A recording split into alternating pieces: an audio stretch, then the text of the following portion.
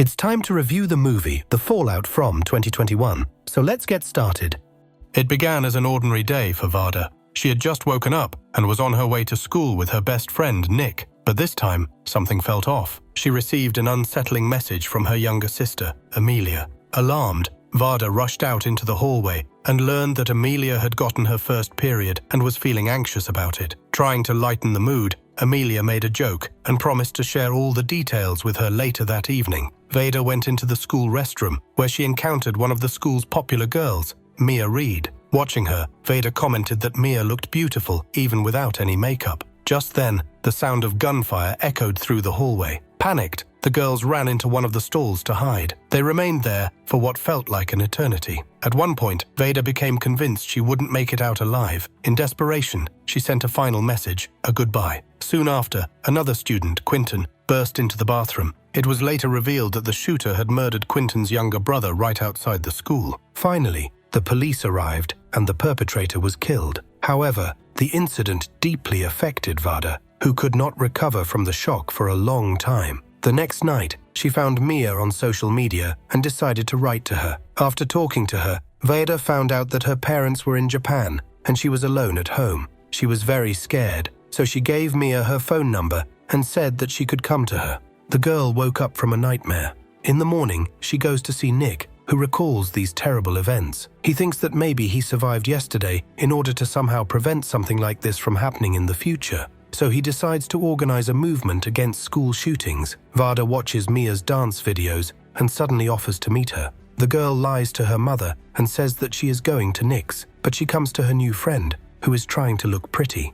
Wada is delighted with the videos she has watched with Mia and tells her that brother Quinton's funeral is scheduled for tomorrow and she wants to go. Mia offers to go with her, and their presence is very encouraging for the boy who went through a terrible event with them. Wada even brings home a mourning card and puts it in the box. Over time, it contains similar cards from other people who died on the day of the tragedy. Wada continues to tremble at what happened, but one day Mia writes to her and invites her to visit again. This is how the girl finds out that her friend, despite her outward attractiveness, does not like parties. She spends all her free time dancing, which she used to do every day before the incident at school. At night, Mia asks Wada to sit with her until she falls asleep. On the way home, she apologizes to Nick for not going to the protest march he was speaking at. The next day, Nick leaves for a rally in another city, and Wada's mother suggests that she see a psychiatrist. The girl listens to her mother and does as she says. However, during the session, she cannot open up to the psychologist and just says that she is fine. At home, while Mia was filming a dance video,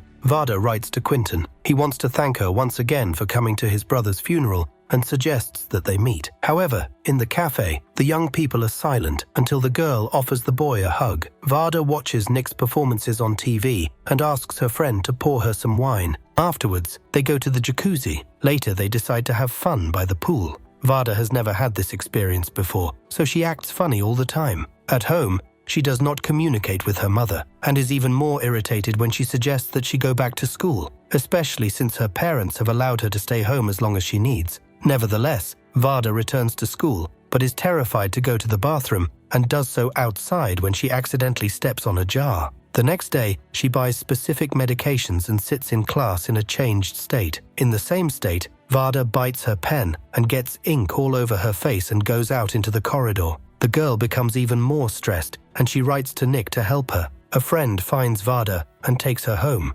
Amelia tries to ask her sister what happened. However, as usual, she simply ignores her. In the morning, Quinton calls the girl and tells her that yesterday she wrote him strange messages in an altered state. Wada invites him to visit her in the evening and watch a movie.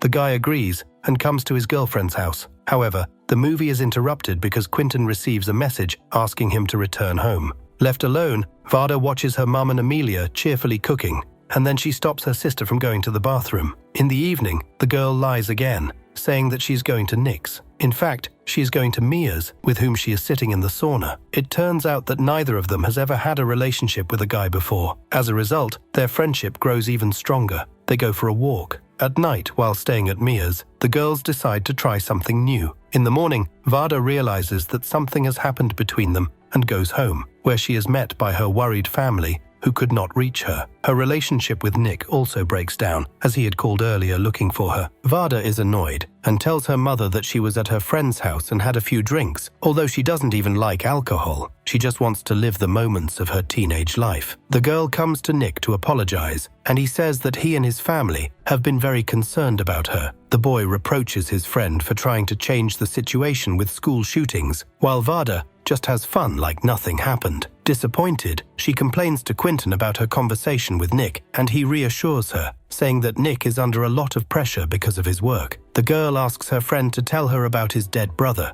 Quentin replies that no one has asked him to do so because everyone is afraid of hurting him again. The boy tells her everything, and then Wada kisses him. However, Quentin quickly pulls the girl away, saying that he is not emotionally ready for a relationship. As a result, a disappointed Wada gets out of the car and receives a message from Mia, who is angry with her. At night, her sister gets into bed with her to talk. It turns out that despite all her indifference, Amelia really misses talking to her sister. All this time, she has been blaming herself for writing a letter about her womanhood, which led to Wada being in the corridor where she could have been killed, just like her brother Quentin. The sister replies that sitting in that booth, she was sure she was going to die, and realized that she might have time to write one last message to only one person. That person was Amelia, and the message read, "I love you too." The sisters fall asleep together, and the next day her father takes Wada to the countryside. When Wada accidentally says a swear word while talking about what happened, the father suggests that they both shout.